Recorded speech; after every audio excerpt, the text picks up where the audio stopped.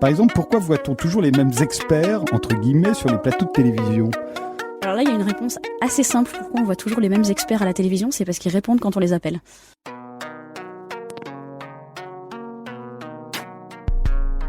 Le village des intellectuels, c'est qu'ils ont le temps. Bon, ils ont le temps, Platon le disait déjà, la scolée, ça veut dire à la fois le loisir et l'école.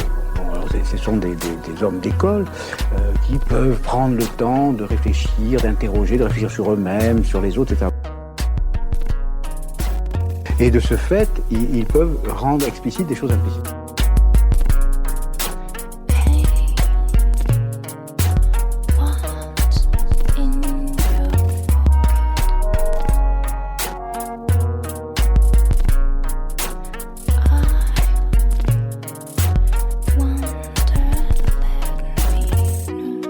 Béguin-Tello, de la place pour les jeunes cerveaux, pour les jeunes cerveaux, pour les jeunes cerveaux, pour les jeunes cerveaux, pour les jeunes.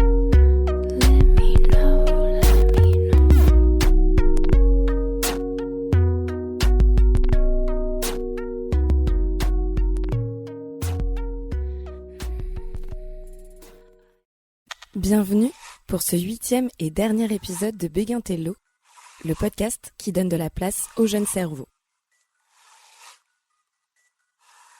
Avec Cyril Thomas, doctorant de l'université Lyon 1, on a parlé de sa thèse qui mélange sciences et techniques des activités physiques et sportives avec l'histoire et la sociologie.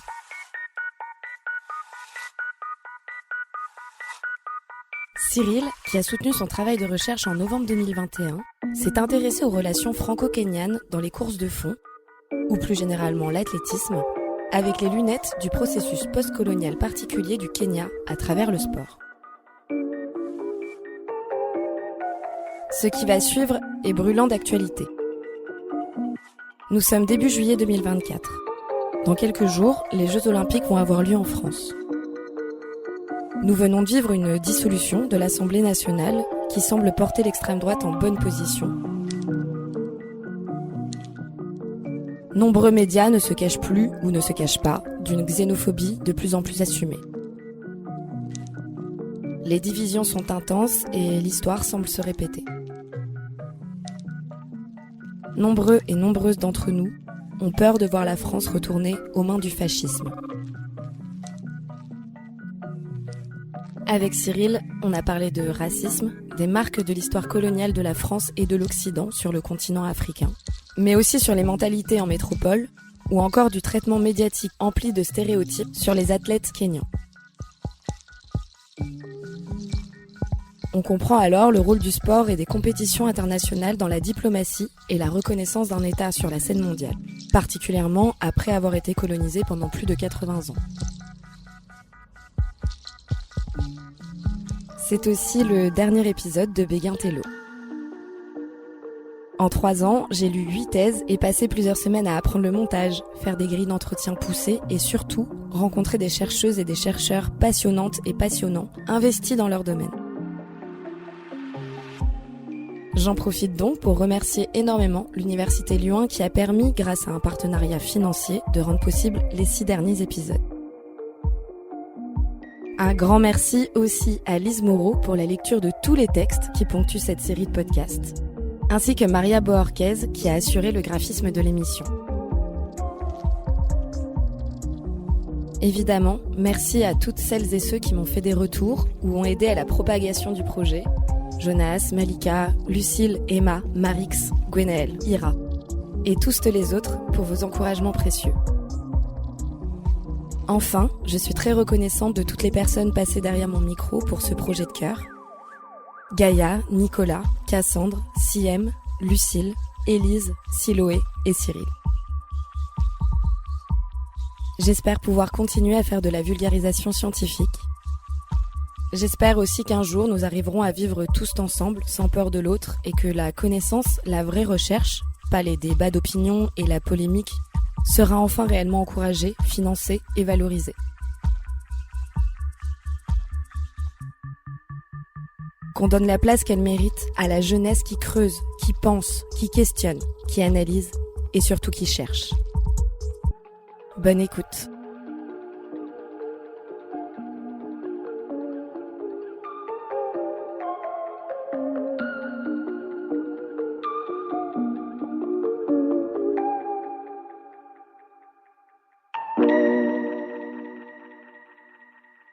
Bonjour Cyril.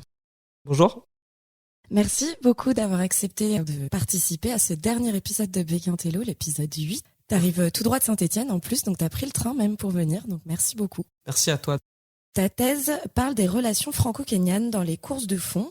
Entre 1960 et 2021, un processus postcolonial particulier. Est-ce que tu pourrais, pour commencer, nous expliquer pourquoi tu as choisi ce sujet de thèse, d'où ça te vient ? Moi, à la base, je fais de l'athlétisme en loisir, quoi. Je suis coureur à pied. Et c'est vrai que la domination des athlètes est-africains et notamment des Kenyans, je les voyais dominer les courses sur route, les crosses.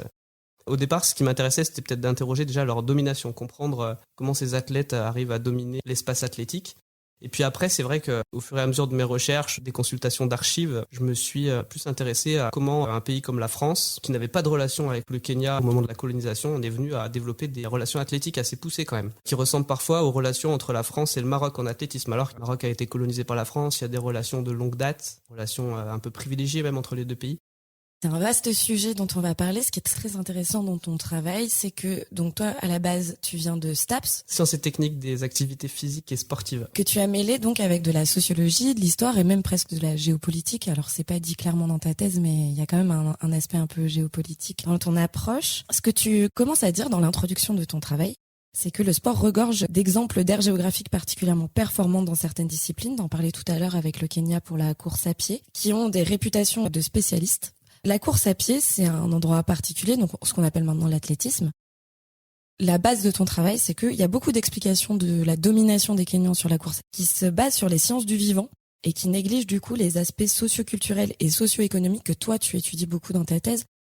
C'est vrai que depuis que l'Éthiopie d'abord, puis le Kenya se sont illustrés au niveau international, notamment à travers les Jeux Olympiques, dans les courses de demi-fond et de fond, on commençait à gagner beaucoup de médailles, notamment les Kenyans à Mexico par exemple. Les journalistes en fait ont commencé à vouloir expliquer déjà cette domination, comprendre comment ça se fait qu'un petit pays qui était encore inconnu dans le microcosme athlétique il y a quelques années, d'un coup se mettait à dominer des courses avec des athlètes de plus en plus nombreux sur le devant de la scène. Et ils ont mobilisé, c'est vrai, en premier des explications physiologiques, génétiques. Et en fait, c'était des explications, on va dire qu'elles sont plutôt pseudo-scientifiques. Parce qu'à l'époque, il n'y avait pas d'études en sciences de la vie sur les athlètes est-africains. C'était plus de la spéculation et c'est vrai qu'ils ont commencé à vouloir expliquer cette domination en disant les coureurs kenyans ont des tendons plus longs, ce qui leur permet de rouler plus efficaces.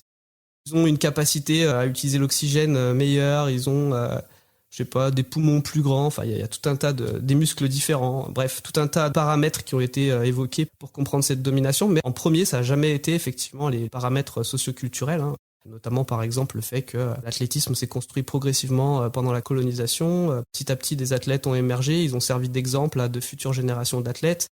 C'était aussi une activité qu'ils ont pu pratiquer plus facilement parce qu'il n'y avait pas besoin d'infrastructures forcément très élaborées. Petit à petit, c'est des générations entières qui se sont lancées dans cette activité, encore plus avec la professionnalisation, puisque ça offrait la perspective à ces athlètes de gagner de l'argent et de sortir de leurs conditions, d'avoir une ascension sociale.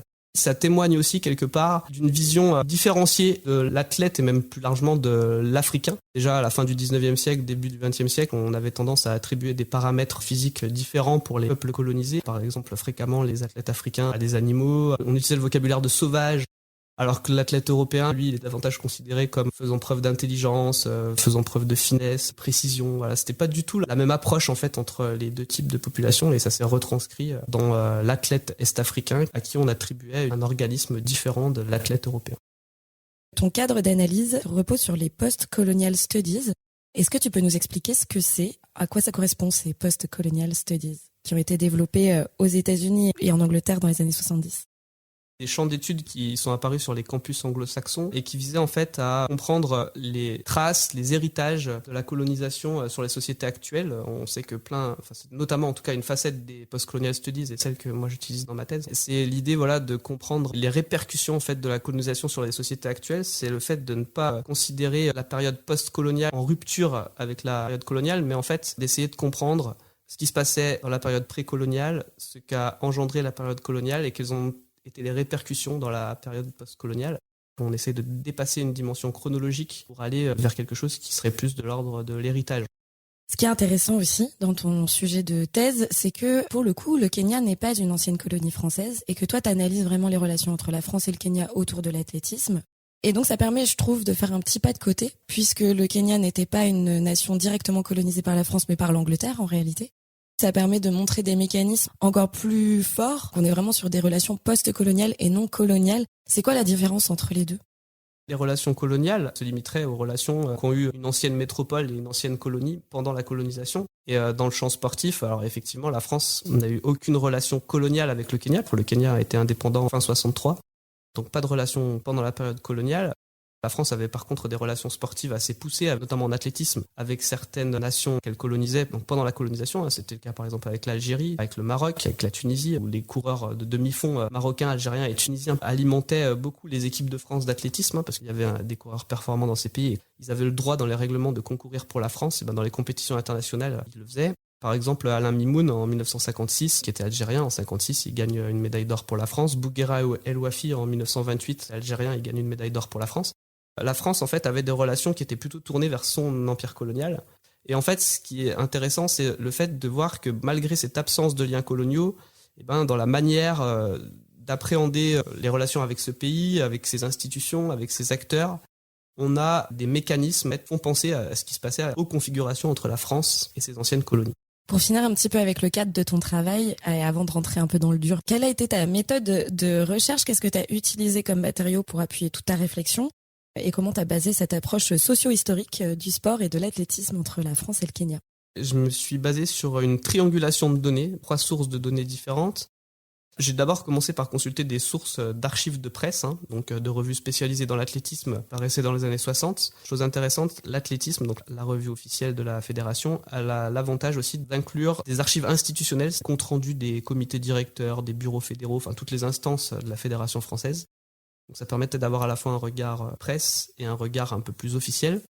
La deuxième méthodologie que j'ai utilisée, c'est des entretiens avec des acteurs kenyans et français, des athlètes, des agents sportifs, des responsables fédéraux, des organisateurs aussi de courses, des journalistes. Et puis la troisième source, c'est une enquête ethnographique que je suis allé mener au Kenya pendant 3 semaines. Je suis allé à Iten, enfin un haut lieu de la préparation des athlètes kenyans. Donc ça m'a permis d'observer ça, des lieux, des façons de faire aussi, des façons de s'entraîner. Ça m'a permis de mener quelques entretiens aussi.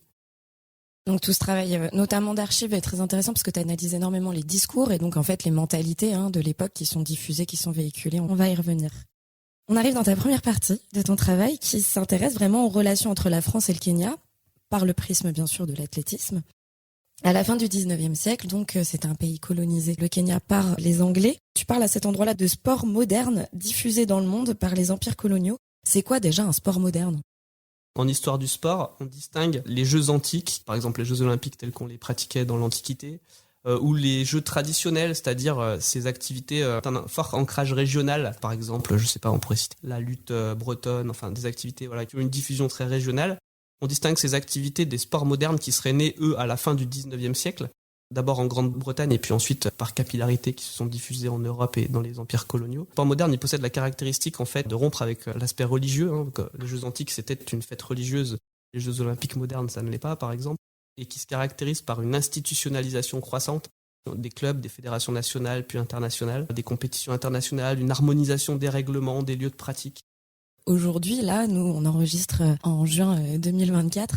Avec les JO de Paris, on peut en penser ce qu'on veut, mais en tout cas qui arrivent à grands pas. Finalement, les JO d'aujourd'hui et toutes ces grandes compétitions internationales sont les enfants de ces débuts de sport moderne au 19e siècle finalement. Tout à fait, on est clairement dans la poursuite en fait du mouvement qui a été initié notamment par Pierre de Coubertin fin 19e siècle, ces jeux modernes. L'institutionnalisation a été croissante sur plusieurs points de vue. On a intégration d'un nombre croissant de pratiques, d'un nombre croissant de pays, aussi une recherche quand même d'inclusivité en essayant. On sait qu'au début par exemple les femmes n'étaient pas acceptées aux JO, après elles étaient acceptées dans quelques épreuves. Aujourd'hui on tend vers une forme d'égalité encore imparfaite. Sur un aspect géopolitique aussi, on sait qu'il y a eu des variations, certains pays qui ont été exclus à certains moments comme l'Afrique du Sud, aujourd'hui la Russie. En tout cas, l'athlétisme au Kenya est arrivé par la colonisation britannique qui importe cette culture sportive au Kenya à travers différentes institutions. Au démarrage, tu le dis dans ton travail, parmi les missions chrétiennes, avec une idéologie de christianisme musculaire. Au départ, en fait, c'était une activité qui était réservée aux colons, c'est-à-dire aux Britanniques qui s'étaient installés au Kenya pour travailler, pour administrer la colonie. Il y avait beaucoup d'entreprises aussi.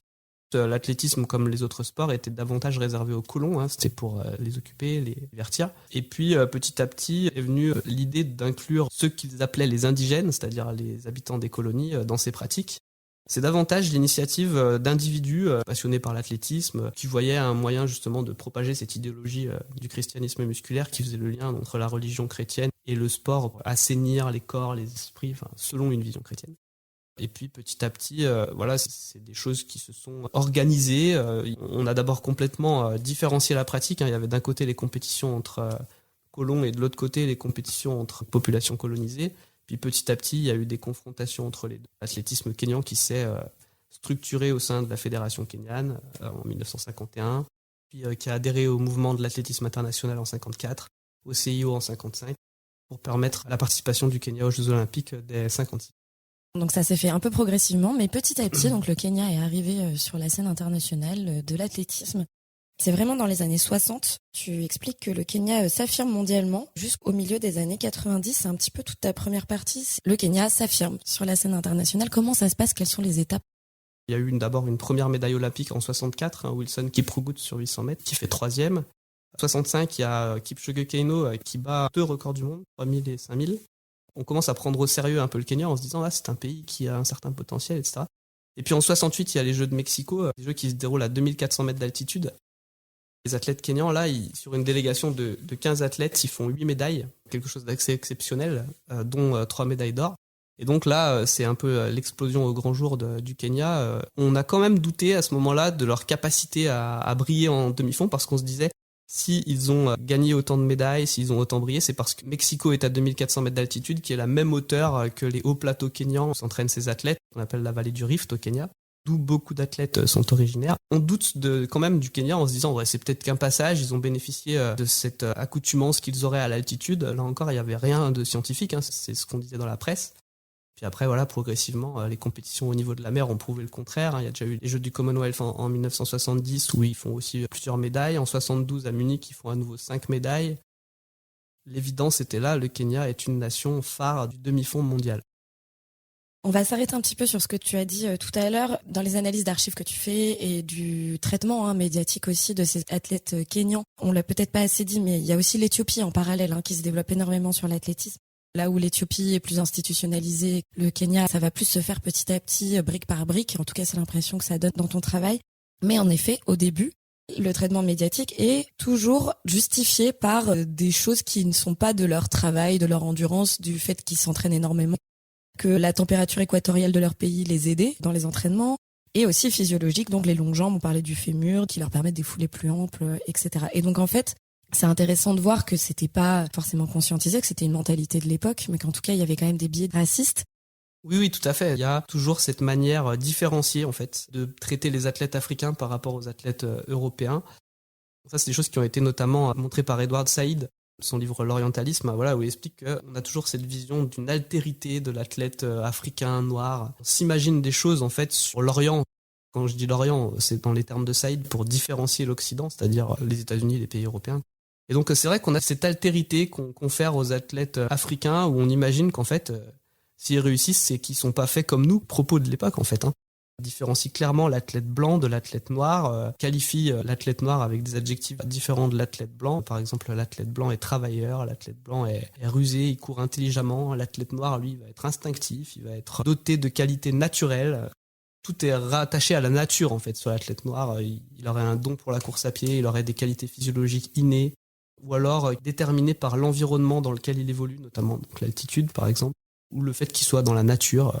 On a cette idée-là, cette idéologie en fait, qui est très présente.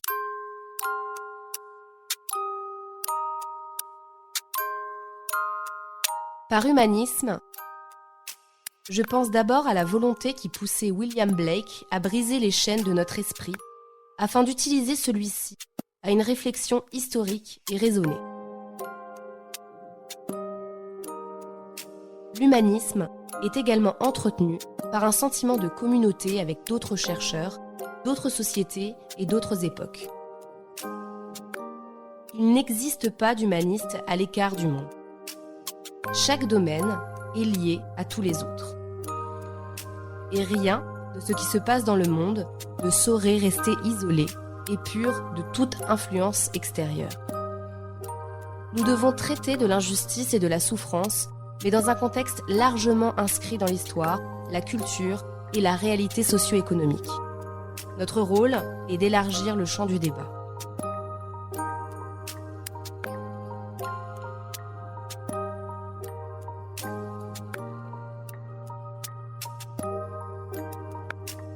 L'idée de l'Orient dans son ensemble oscille donc dans l'esprit de l'Occident, entre le mépris pour ce qui est familier et les frissons de délice ou de peur pour la nouveauté. L'orientalisme, l'Orient créé par l'Occident, essai de l'universitaire américain d'origine palestinienne Edward Said, publié en 1978.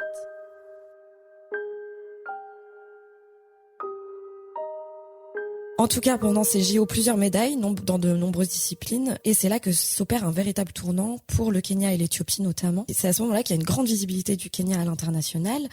Ça devient même presque quelque chose d'identitaire. En plus, ça tombe, et c'est là que c'est intéressant de parler de post-colonial studies, ça tombe aussi au moment où on est dans un processus d'indépendance. Quel a été le rôle de l'athlétisme dans le processus aussi de création d'une identité nationale au Kenya? C'est vrai que, en fait, pour ces nations nouvellement indépendantes, il y avait plein de choses à reconstruire, affirmer son identité aux yeux du monde. Et le sport a été un instrument pour ces nations. Alors l'athlétisme pour le Kenya, pour l'Éthiopie, mais le football par exemple pour l'Algérie ou d'autres nations africaines aussi. Tout un tas d'activités sportives qui ont servi à ces nations à montrer leur drapeau, à en faire entendre leur hymne et donc à montrer leur existence et à s'affirmer au niveau international. Mais c'est quand même quelque chose qui a nuancé aussi, parce que pas oublier que quand même le sport, c'est quelque chose qui a été donc importé par les nations colonisatrices. Donc ça a été un processus d'acculturation au sport. Et ça a engendré aussi une destruction finalement d'anciennes cultures, de cultures physiques qui précédaient le sport.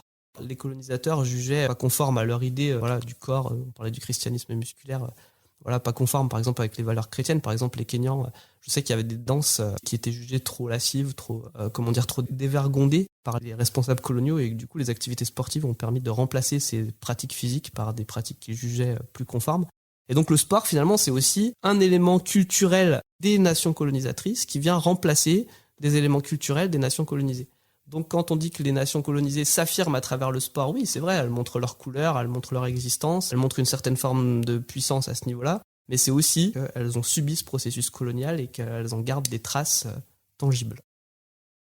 En tout cas, la grille d'évaluation est occidentale, finalement. Voilà. C'est un certain sport, une certaine pratique, certains jeux et certaines institutions qui sont valables et pas d'autres. Ah, tout à fait. Ça montre que le processus d'acculturation dont je parlais a été assez poussé pour que ces nations s'emparent d'une culture et qu'elles deviennent la leur. Malgré tout, le Kenya continue donc sa ruée vers les médailles et vers l'or. Le Kenya, quand même, utilise les Jeux Olympiques pour montrer aussi une certaine politique. Par exemple, en boycottant les JO de Montréal en 1976 parce que il y avait la participation de la Nouvelle-Zélande ayant des liens sportifs entre l'apartheid de l'Afrique du Sud. Il y a la boycott des JO de Moscou, là où le Kenya montrait qu'il était contre l'intervention soviétique en Afghanistan. Encore une fois, tous ces jeux institutionnels montrent aussi l'état du monde et la polarisation des pays face à des conflits qui dépassent bien sûr le sport. Cependant, le Kenya maintient sa tradition d'athlétisme des années 50 et son absence même à ces jeux suscite de l'intérêt. Au niveau médiatique, toujours, il y a beaucoup de débats sur ce qu'auraient fait les athlètes kenyans alors qu'ils étaient absents de la compétition. C'est intéressant. Les journalistes appellent même ça le phénomène kényan. Que ce pays soit absent des Jeux de Montréal et de Moscou, qu'on en parle quand même, ça montre aussi une nouvelle étape. C'est-à-dire que c'est tellement un pays qui compte dans l'athlétisme que quand il est absent, on s'en rend compte. On prend en fait véritablement le Kenya au sérieux à compter des années, milieu des années 70, début des années 80. Puis ça va encore s'amplifier par la suite. Donc là, on est en plein dans le processus de professionnalisation des athlètes kenyans, avec des influences extérieures aussi. Évidemment, pendant la période de colonisation, l'influence britannique était énorme. Mais ensuite, il y a divers acteurs internationaux qui vont jouer un rôle. Est-ce que tu peux nous parler un petit peu de cette période et de tout ce que ça implique ? Oui, alors c'est une période en fait assez charnière parce que c'est la période qui traduit véritablement le virage vers le professionnalisme qu'opère la Fédération internationale. Au départ, l'amateurisme, c'était vraiment quelque chose de très important pour la Fédération internationale. Elle le portait en son nom, elle excluait les athlètes professionnels, etc. Mais voilà, petit à petit, on s'est rendu compte qu'en fait, l'amateurisme, ça perdait de son sens parce que de plus en plus d'athlètes touchaient des primes en sous-main, quoi. C'est-à-dire, sans que ça soit déclaré, mais on le savait. Et alors, c'est d'abord le Comité international olympique qui a créé un circuit des meetings professionnels. Et du coup, alors, les athlètes qui remportaient ces meetings gagnaient des primes. Et ça, c'est un passage important pour l'athlétisme au Kenya parce que, évidemment, face à la pauvreté au Kenya ou le peu d'opportunités professionnelles déjà, ça donnait une opportunité à plein de gens de gagner leur vie en courant. Donc, il y a énormément d'athlètes en fait qui se sont engouffrés dans ce circuit professionnel en cherchant à participer aux meetings. Et ça a créé en fait un basculement parce que comme de plus en plus d'athlètes africains venaient dans ces meetings, des athlètes performants devançaient les athlètes européens se sont découragés petit à petit, c'est-à-dire qu'ils n'arrivaient plus à rivaliser avec ces athlètes-là. Et du coup, ils se sont désengagés de ces meetings et finalement les performances africaines ont monté, poussées par l'émulation de ces meetings, alors que les performances européennes, elles, ont connu une période de stagnation, voire de déclin. Oui, t'en parles beaucoup de ça dans ton travail en disant qu'il y a vraiment un rapport de dépendance et d'interdépendance dans le sens où les athlètes kenyans dominent les compétitions et ce qui a pour impact que les athlètes français, européens, occidentaux vont se désintéresser de ce sport en se disant on a peu de chances de le gagner parce qu'ils sont trop forts, entre guillemets. Au départ, ces stéréotypes, c'est des choses qui sont véhiculées par la presse. C'est les journalistes. Mais en fait, ces stéréotypes, ce sont après les responsables fédéraux, les athlètes européens qui vont s'en emparer en se disant effectivement, c'est injuste. On ne peut pas rivaliser avec des athlètes qui ont des paramètres physiologiques ou génétiques différents qui leur confèrent un don pour la course de fond. Puis il y a aussi une appropriation de ces stéréotypes par les athlètes kenyans eux-mêmes. C'est-à-dire que ces athlètes kenyans vont aussi se persuader on a peut-être effectivement un don, on se doit de réussir. Moi, j'ai des athlètes que j'ai interrogés, de l'ethnie Kalenjin notamment. On se doit de réussir pour la course à pied parce que on est fait pour ça, quoi. Ou alors l'altitude à laquelle on réside, elle nous aide. J'ai des athlètes qui m'ont dit, par exemple, moi, je sais que si je passe 3 mois à courir en France, après mes performances vont décliner parce que je perds les bénéfices de l'altitude. Alors qu'on pourrait imaginer que c'est aussi à cause de la fatigue accumulée au fur et à mesure des compétitions, etc. C'est d'ailleurs pour ça qu'on parle de stéréotypes, parce qu'ils ont un ancrage fort et qu'on finit par les prendre comme des choses avérées, alors qu'elles ne sont encore une fois pas prouvées scientifiquement. Oui, donc en fait, l'intérêt de la France dans tout ça, c'est en invitant des Kenyans et des Éthiopiens, etc., mais là, on va se focaliser sur le Kenya, c'est de rendre leurs courses avec des super performances. Et on arrive là dans les années 90, où là, on est encore sur une autre période, tu l'as décrit comme un moment de double vulnérabilité, de mise à distance institutionnelle et d'interdépendance individuelle. Qu'est-ce qui se passe globalement entre 1994 et 2005 sur la scène athlétique mondiale et notamment entre la France et le Kenya? Il se passe quelque chose qui apparemment est assez banal en 1994, c'est la création des championnats d'Europe de cross. Ils ont une saveur un peu particulière. Ils ont créé à un moment en fait où les athlètes kenyans dominent complètement les championnats du monde de cross-country, qui sont la compétition de référence en cross. Et ce qui fait que les athlètes européens et notamment français se retrouvent dans les profondeurs du classement, enfin les championnats du monde. Et du coup, les athlètes européens se désengagent de cette compétition, un peu comme les meetings, c'est-à-dire qu'ils refusent de participer à cette compétition parce qu'ils savent qu'ils vont pas avoir des résultats qu'ils espèrent. Les fédérations européennes et la Fédération européenne de cross, qui chapeaute tout ça, décident de créer des championnats d'Europe pour remobiliser, relancer les athlètes européens. Ce qui guide un petit peu cette analyse que tu fais des années 90 jusqu'à 2005, c'est la notion de sociologie de vulnérabilité, qui est une approche socio-historique développée par Marc-Henri Soulet, notamment, avec 4 types de propriétés. En premier lieu, considérer qu'il y a plusieurs acteurs et des contextes d'interaction différents. C'est ce dont on a un petit peu parlé, contexte dans lequel le Kenya s'est inséré progressivement en athlétisme.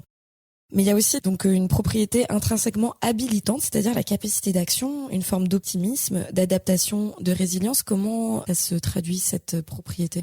La création des championnats d'Europe, en fait, ça pourrait rentrer dans cette capacité d'action. C'est-à-dire que les acteurs européens sont en position délicate, les athlètes se désengagent des championnats du monde, les fédérations ont l'impression que le cross est en train de s'effondrer un peu dans leur pays. Et notamment la création de ces championnats d'Europe, c'est une manière pour eux de rebondir, de garder quand même le cross-country comme quelque chose de fort en Europe, en gardant des athlètes de haut niveau mobilisés dans cette activité. La vulnérabilité, ça suggère la notion d'une menace, en fait, une menace potentielle, qui n'est pas forcément encore advenue, mais qu'on a en tête. Là, par exemple, les fédérations européennes, elles se disent le cross-country n'est pas mort en Europe, mais il pourrait l'être si ça continuait sur cette voie-là. Ça rejoint aussi ce que tu expliques dans ce chapitre de ton travail. J'aime bien comment tu l'as intitulé. Tu as appelé ça la rançon du succès. Les performances des athlètes kenyans suscitent à la fois l'admiration et la jalousie, teintée un peu de chauvinisme. Certains journalistes comparent la domination d'athlètes kenyans à des événements historiques négatifs, en faisant même des parallèles avec des invasions barbares ou des affaires criminelles. On est sur ce genre de comparaison. Il y a une forme de rancœur qui s'instaure quand les athlètes français n'ont pas de médaille dans les championnats du monde, notamment à Stuttgart, alors que les Kenyans, par exemple, vont fouler 10 fois le podium. Tout ça amène le vieux continent, l'Europe, à se renfermer sur lui-même. Avec les championnats d'Europe, c'est ce qui se passe, puisque voilà, cette compétition qui au départ est censée redynamiser le cross en Europe, permettre aux athlètes européens crossmen de prendre confiance en eux pour se relancer aux championnats du monde. Les athlètes vont se satisfaire des championnats d'Europe et ne plus aller aux championnats du monde où ils sont quand même régulièrement battus. On pourrait considérer que finalement, ça crée un entre-soi. Au lieu d'aller se mesurer aux meilleurs mondiaux et d'avoir une volonté de progresser qui est quand même la base du sport moderne dont on parlait tout à l'heure et de l'athlétisme, ben là, on va se satisfaire d'un entre-soi où on sait très bien que voilà, on gagne des médailles, on a des partenaires, on gagne un peu d'argent, mais on n'est pas au meilleur niveau mondial. C'est le point de vue institutionnel, mais c'est aussi quelque chose qui se fait dans des organisations plus locales. Par exemple, il y a des crosses en Europe qui n'invitent plus d'athlètes kenyans ou qui excluent les athlètes kenyans, voilà, qui ne les prennent pas parce qu'ils veulent garder mobilisés les joueurs locaux, enfin, du pays en tout cas, dans l'événement. Et du coup, ils savent que s'ils invitent plein d'athlètes kenyans, les meilleurs athlètes du pays ne viendront pas. C'est un jeu qui se fait avec les primes aussi, c'est-à-dire qu'on propose des primes qu'à certains athlètes locaux. Tout ce processus-là de l'importance grandissante de l'athlétisme au Kenya, c'est aussi quelque chose qui rend le Kenya dépendant de ses courses. Finalement, tous ces athlètes qui se préparent au Kenya parce que commence à y avoir un récit national autour de ça, qu'il y a quand même des réussites avérées. C'est une façon aussi pour ce pays de se montrer à l'international. C'est des cas individuels. C'est des athlètes qui se préparent parce que ça leur permet une façon de se sortir de conditions de vie difficiles, de nourrir des fois leur famille, voire même leur village. Donc en fait, ça met aussi des individus dans des relations de dépendance à ces courses qui se referment de plus en plus sur elles-mêmes en même temps. Tout à fait. Et ça, c'est amplifié par la professionnalisation de l'athlétisme, puisque effectivement, à partir du moment où on peut gagner de l'argent, ça devient d'autant plus intéressant pour ces athlètes. Ils ne cherchent plus simplement la confrontation pour être meilleurs, qui là vont chercher aussi les revenus, à sortir de la pauvreté, à avoir une ascension sociale. Et du coup, ces athlètes, c'est vrai qu'ils sont dépendants des courses européennes ou américaines aussi. C'est là qu'il y a un véritable marché de l'athlétisme. Et là, on passe effectivement dans une individualisation des relations parce que, alors que dans la période de l'amateurisme, tout était géré, comme on l'a dit tout à l'heure, par les fédérations, dans la période du professionnalisme, c'est non plus des institutions, mais des acteurs qui vont gérer tout ça. Il va y avoir les organisateurs de courses et puis surtout les agents sportifs qui vont se développer. En fait, les agents sportifs, ça devient des acteurs indispensables pour permettre aux athlètes kenyans de participer aux courses européennes. Ça va faire un triangle en fait entre les organisateurs, les agents, les athlètes. Les athlètes ne peuvent plus se passer des agents, ils ne peuvent plus se passer des courses européennes, donc à ce niveau-là, ils sont complètement dépendants. Mais de leur côté aussi, les organisateurs et les agents gagnent leur vie grâce aux athlètes kenyans. C'est-à-dire que les agents, les athlètes kenyans savent que c'est des athlètes convoités, donc ça représente quand même une ressource intéressante. Les organisateurs, eux, ils veulent la participation des athlètes kenyans parce que, bien que ça fasse de l'ombre aux athlètes français, ça permet à leur course d'avoir un niveau international. Et du coup, c'est même pas un processus de dépendance, c'est plutôt un processus d'interdépendance.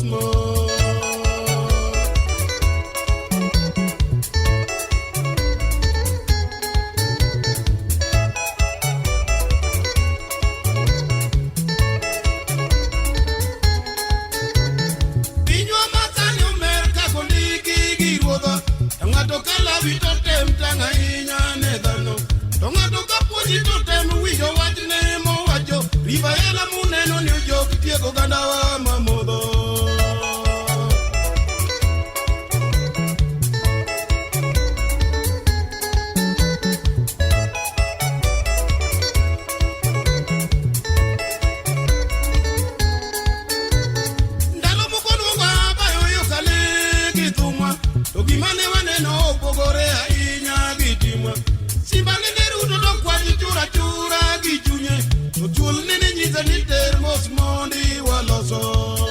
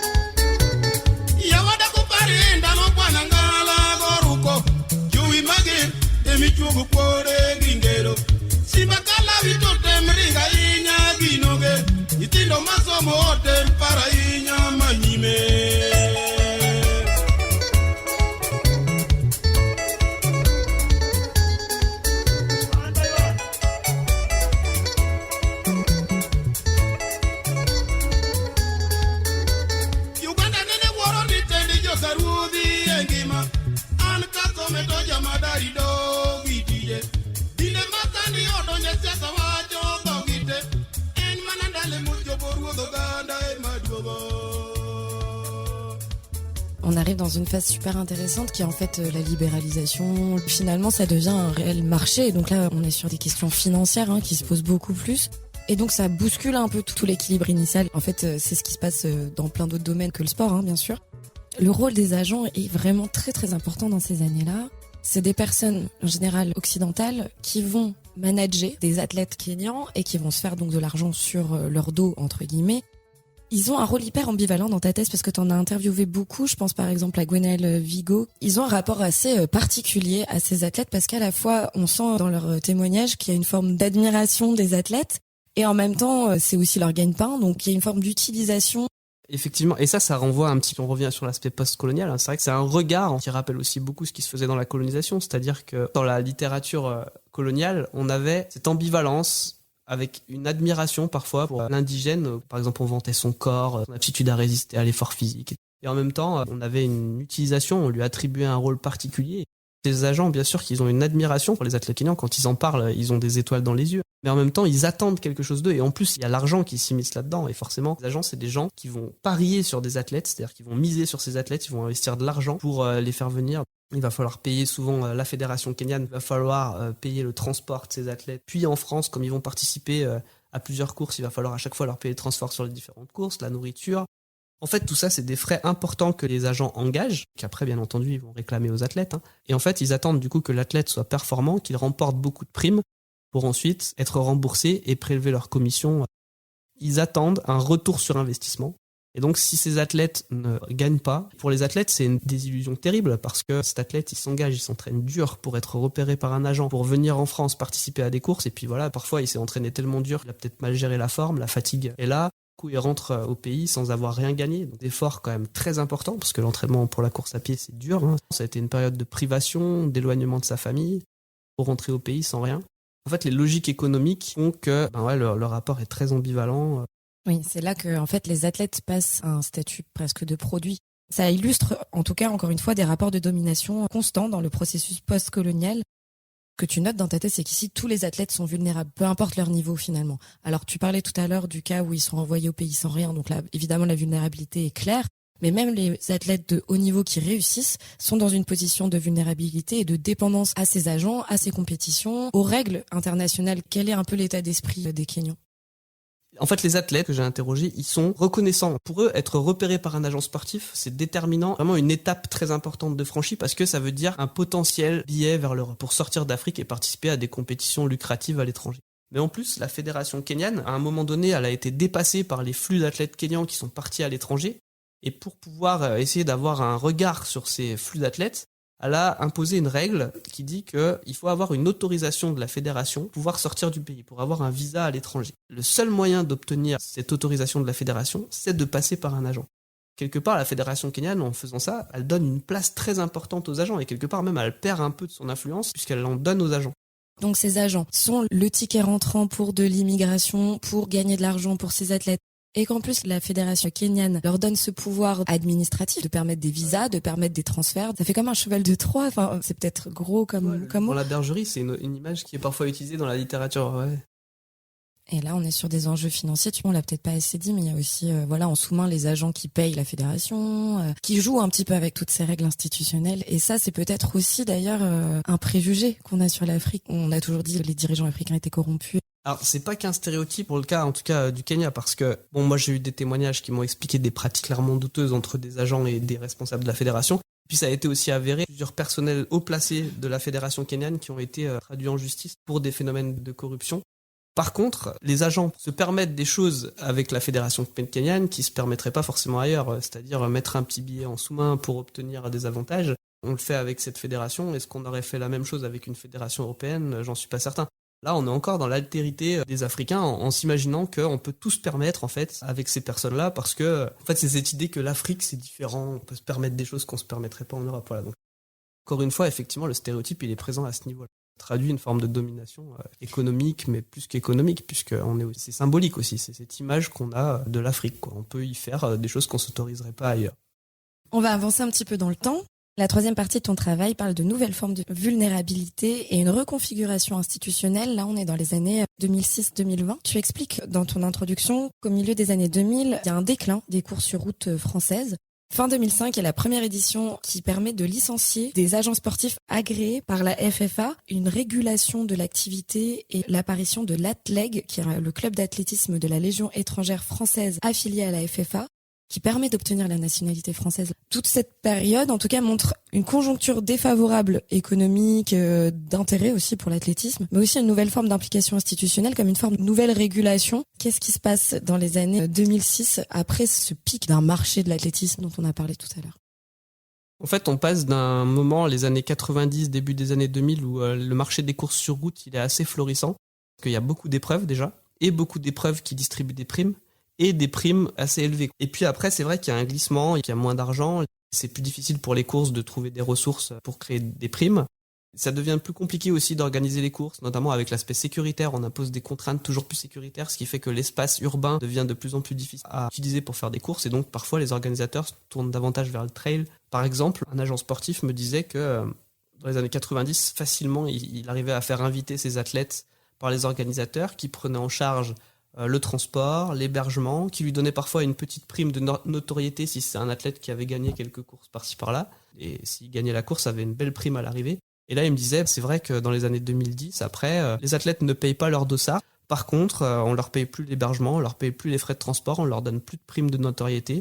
Et parfois, ils courent pour 200, 300 euros.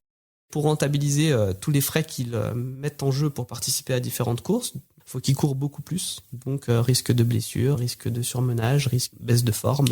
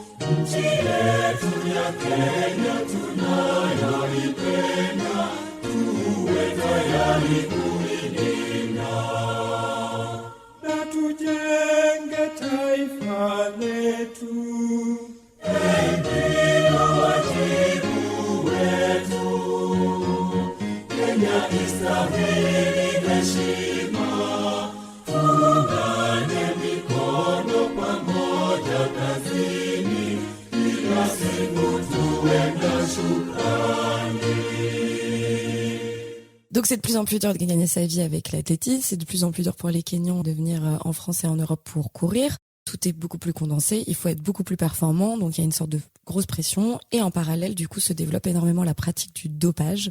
Le dopage qui a fait scandale, tu vas nous en parler notamment en 2015. C'est quoi déjà le dopage et pourquoi les athlètes kenyans sont pointés du doigt là-dessus ? Effectivement, il y a eu par voie médiatique la révélation de scandales de dopage qui ont éclaboussé plusieurs nations. Il y a eu la Russie, par exemple, et il y a eu aussi le Kenya. Des journalistes ont mis ça en avant, le fait qu'il y avait des réseaux de dopage en fait au Kenya, des produits qui sont censés améliorer la performance. Il y a beaucoup d'athlètes d'élite kenyans qui ont été convaincus de dopage.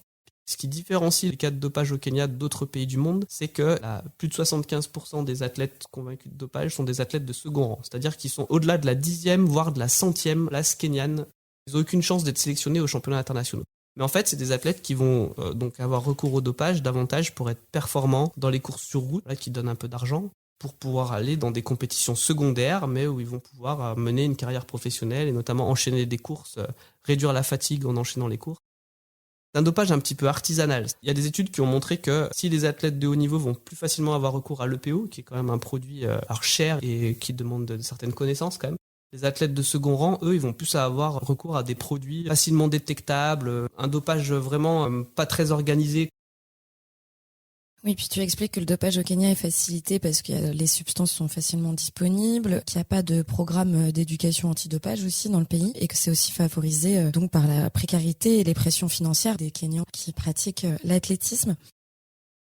Aussi, ce que tu expliques, c'est que les agents et les organisateurs créent un environnement un peu propice au dopage. C'est encore une fois un exemple, le dopage d'un endroit où tout est interconnecté finalement. Les athlètes kenyans sont un peu au bout de la file où ils ont différentes injonctions et il y a des facilitations par notamment les agents, les organisateurs et puis les demandes, qu'elles soient occidentales ou du Kenya. C'est vraiment multifactoriel, c'est-à-dire que les athlètes déjà sont très peu contrôlés par la fédération. La fédération, elle est basée à Nairobi, en milieu urbain, et la plupart des athlètes qui performent sur les différentes courses en Europe, ou aux États-Unis, ou en Asie, sont des athlètes qui sont en milieu rural, donc loin de la fédération, qui sont peu contrôlés au Kenya, peu contrôlés, je parle pas forcément en termes de contrôle antidopage. On connaît même pas parfois leur existence, quoi. La fédération kenyane connaît parfois même pas leur existence. Au Kenya, on va dire qu'en tout cas, la politique antidopage est pas très développée, et l'éducation au dopage pour les athlètes de second rang est quasiment inexistante. Et puis après, en France, comme on l'a dit, le marché des courses sur route, il est largement individualisé. La Fédération française peine à y installer son autorité, et y compris en matière de lutte antidopage. Et à la fois aussi, tu parlais des agents sportifs et des organisateurs, qui n'incitent pas directement les athlètes à se doper parce que ça pourrait nuire à leur réputation. Un organisateur qui a des athlètes dopés sur sa course, ça fait une mauvaise vision de sa course. Un agent sportif qui aurait des athlètes dopés, c'est pareil, ça lui abîme sa crédibilité. Mais par contre, en fait, c'est la manière dont est organisé le marché. Par exemple, dans les courses, grilles de primes sont faites de telle manière qu'on exacerbe la première place. Parfois, c'est du simple au double. On finit premier, on gagne 40 000 € pour la première place, 20 000 pour la deuxième, peut-être 10 000 pour la troisième. Ce qui fait que ça incite les athlètes à s'engager tout le temps pour gagner les premières places. En plus, des fois, il y a des primes si on bat le record de l'épreuve. Ça, les organisateurs le font pas pour que les athlètes se dopent, mais pour booster le spectacle de leur course, parce qu'ils veulent avoir un chrono de niveau international à l'arrivée, par exemple. Les athlètes sont obligés d'enchaîner les courses pour rentabiliser leur voyage. On les incite à toujours s'engager pour faire le meilleur chrono possible, mais ça peut être un outil pour diminuer la fatigue, enchaîner les courses ou réaliser des performances de premier plan. Les agents sportifs, eux, de leur côté, donc pareil, ils vont jamais inciter le dopage, mais ils vont pas forcément non plus mettre en place politique éducative anti-dopage, ils vont pas forcément contrôler leurs athlètes à ce niveau-là. Ouais, les athlètes n'ont pas vraiment de garde-fou par rapport à ça, ni au Kenya ni en France. Et c'est là que tu fais un parallèle intéressant, c'est très actuel pour le coup, c'est vraiment notre temps aujourd'hui contemporain. Les pays du Golfe se sont un petit peu mêlés de tout ça, notamment le Qatar et Bahreïn, qui naturalisent rapidement plein d'athlètes kenyans et éthiopiens pour leurs équipes nationales, ce qui pose beaucoup de débats éthiques. Qu'est-ce qui se passe en ce moment autour des enjeux de naturalisation, de nationalisation, et en fait des enjeux de migration des athlètes kenyans dans le monde? Les migrations vers les pays du Golfe, ça commence même à la fin des années 90, mais ça a pris de l'ampleur dans les années 2000 et même dans une période assez récente. C'est effectivement des pays en fait qui n'ont pas forcément une forte tradition sportive, mais ont compris que le sport était un moyen quand même de peser dans la géopolitique mondiale. Et le sport peut être un outil qui rentre dans la diplomatie en fait. Et donc le Qatar, par exemple, ils ont cherché à faire des équipes sportives performantes, donc en athlétisme, mais pas seulement. Donc ils recrutent dans différents pays, différents sportifs pour se créer des équipes performantes et du coup briller au niveau international. Et donc en athlétisme, et dans le demi-fond, ça a été le Kenya, l'Éthiopie. Début des années 2000, le Qatar a recruté Stephen Cherono, qui était un athlète kenyan performant. Ils ont changé son patronyme, ça se fait beaucoup dans ces pays, on change le patronyme de l'athlète dès lors qu'il prend la nationalité. Donc Stephen Cherono, par exemple, il s'est appelé Saïd Shaif Shaheen et il est devenu champion du monde pour le Qatar.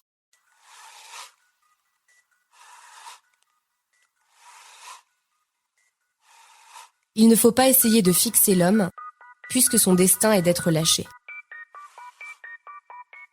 La densité de l'histoire ne détermine aucun de mes actes. Je suis mon propre fondement. Et c'est en dépassant la donnée historique, instrumentale, que j'introduis le cycle de ma liberté. Le malheur de l'homme de couleur est d'avoir été esclavagisé. Le malheur et l'inhumanité du blanc sont d'avoir tué l'homme quelque part. Mais moi, l'homme de couleur, dans la mesure où il me devient possible d'exister absolument, je n'ai pas le droit de me cantonner dans un monde de réparation rétroactive. Moi, l'homme de couleur, je ne veux qu'une chose. Que jamais l'instrument ne domine l'homme. Que cesse à jamais l'asservissement de l'homme par l'homme, c'est-à-dire de moi par un autre. Qu'il me soit permis de découvrir et de vouloir l'homme, où qu'il se trouve. Le nègre n'est pas plus que le blanc. Tous deux ont à s'écarter des voies inhumaines qui furent celles de leurs ancêtres respectifs, afin que naisse une authentique communication. Avant de s'engager dans la voie positive, il y a pour la liberté un effort de désaliénation. Un homme, au début de son existence, est toujours congestionné et noyé dans la contingence. Le malheur de l'homme est d'avoir été enfant.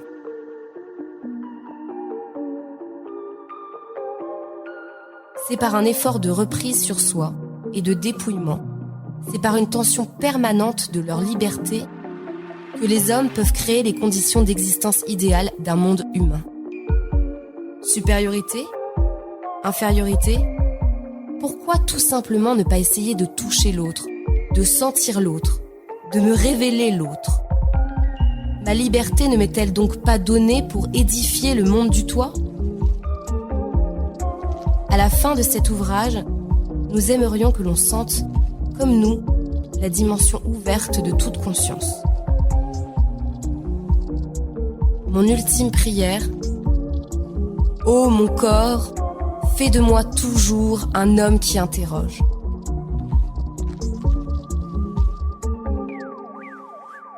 Peau noire, masque blanc, par Frantz Fanon, publié au Seuil, 1952.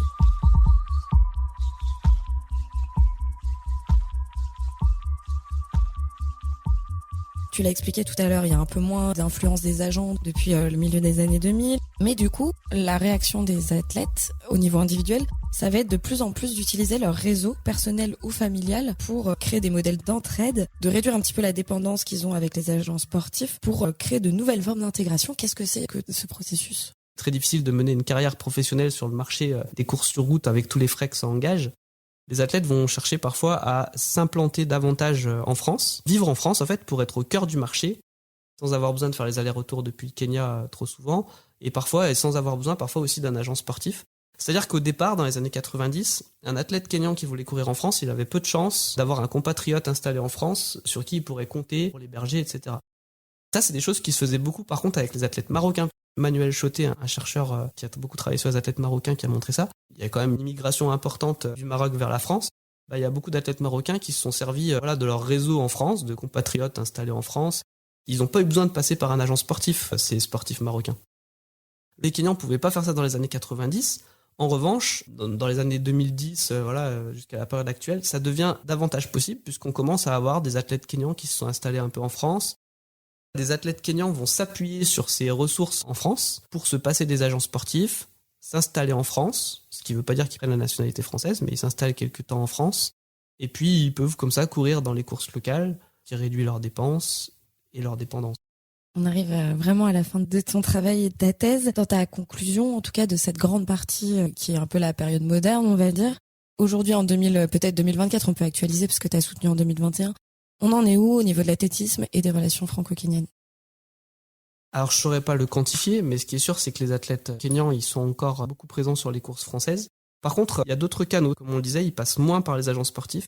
On a de plus en plus d'athlètes kenyans licenciés dans des clubs français, par exemple. C'est-à-dire qu'ils prennent leur licence dans un club français, ils aident le club dans les compétitions type les équipes de cross, les interclubs, etc.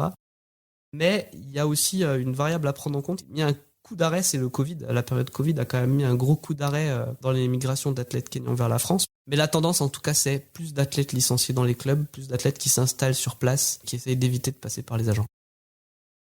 Pour essayer peut-être de contourner ces logiques de vulnérabilité et de précarité et d'avoir quelque chose d'un peu plus stable. Ouais, ça fait partie de la capacité d'action dont on parlait tout à l'heure. On voit que le marché se précarise, ça crée une menace pour la carrière professionnelle de l'athlète. Et pour éviter d'en arriver là, on essaye d'agir, de trouver des solutions résilientes. Et une de ces solutions, effectivement, c'est d'utiliser un réseau disponible en France. On arrive à la conclusion générale de tout ce travail. La France et le Kenya sont des États post-coloniaux. Ces deux États acteurs à leur façon de l'entreprise coloniale. L'un est le colonisé et l'autre est le colonisateur. Le sport et l'athlétisme emportent bien sûr les stigmates, comme tous les champs en fait sociaux. Ce qui est intéressant quand même, c'est qu'il y a vraiment un pas de côté qui est fait parce que le Kenya n'est pas directement une colonie française. Ce que j'ai trouvé vraiment intéressant, c'est que tous les biais raciaux, racistes, etc. sont encore plus parlants du fait que la France n'a pas colonisé directement le Kenya. Ce qui est aussi intéressant, bien sûr, dans ta thèse, c'est l'interdisciplinarité. Tu as mobilisé plein de disciplines différentes pour faire ton analyse, avec le regard des sciences du vivant, mais aussi des sciences humaines et sociales. Qu'est-ce que tu en retires aujourd'hui de cette thèse ? Là, je travaille donc avec Pascal Charouin, qui est l'un de mes directeurs de thèse, qui est historien du sport à l'Université de Saint-Étienne, et avec Guillaume Millet, professeur au laboratoire interdisciplinaire de biologie de la motricité, avec l'idée d'analyser les stéréotypes. On s'est rendu compte que dans un premier temps, non, jusqu'aux années 90, c'est vraiment les journalistes qui ont émis leurs conclusions pseudo-scientifiques, les athlètes kenyans, en mobilisant eux-mêmes des croyances. Puis dans les années 90, les sciences du vivant se sont impliquées davantage là-dedans. Et là, donc, on essaye de montrer le décalage, en fait, entre le discours journalistique et le discours scientifique à différentes époques. L'interdisciplinarité, c'est vrai que c'est quelque chose d'assez central, quand même, pour déconstruire les stéréotypes. Finalement, tout est basé sur des croyances, et travailler avec des chercheurs en sciences de la vie, ça peut permettre de déconstruire ces croyances. Mais dans les perspectives futures, là, la thèse, elle a quand même la faiblesse, entre guillemets, de peu s'intéresser aux athlètes kenyanes, et c'est des choses qui devraient arriver dans les années qui suivent, là, puisque je vais pouvoir mettre en place des collaborations avec des chercheurs et des chercheuses spécialistes du genre, pour essayer d'interroger effectivement le décalage temporel déjà qu'il y a eu entre l'émergence de l'athlétisme masculin et de l'athlétisme féminin au Kenya. Et puis aussi le fait que sur le marché des courses sur route, les athlètes kenyanes, elles subissent non seulement cette discrimination, comme on disait, liée à leur statut d'africaine, elles ne bénéficient pas de certaines primes qui sont réservées aux meilleurs français, et elles subissent aussi des vulnérabilités liées à leur statut de femme, puisqu'il y a aussi des inégalités à ce niveau-là, par exemple des rémunérations moins bonnes pour les femmes que pour les hommes.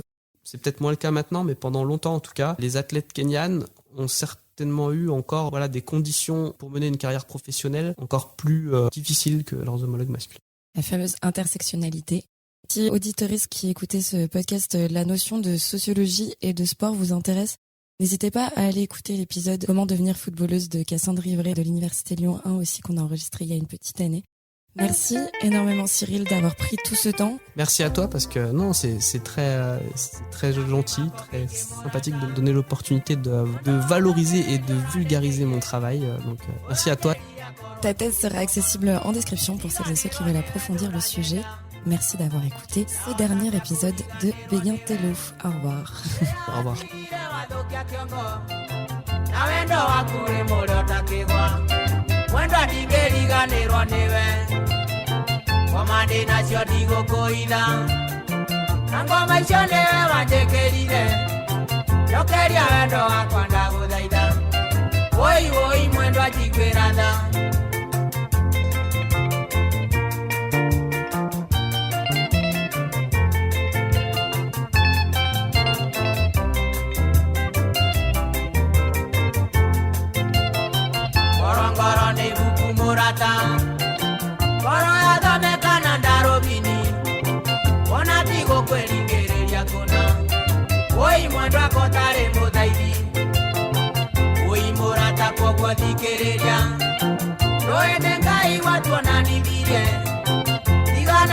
Mara koyoro, oi mwendwa ne oi umara igwa.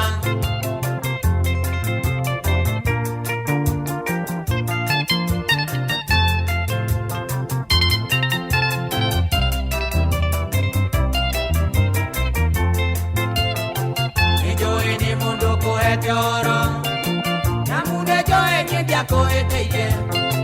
Oro ide akwa mwendwa no ejo. Mwendwa ningo tule yen.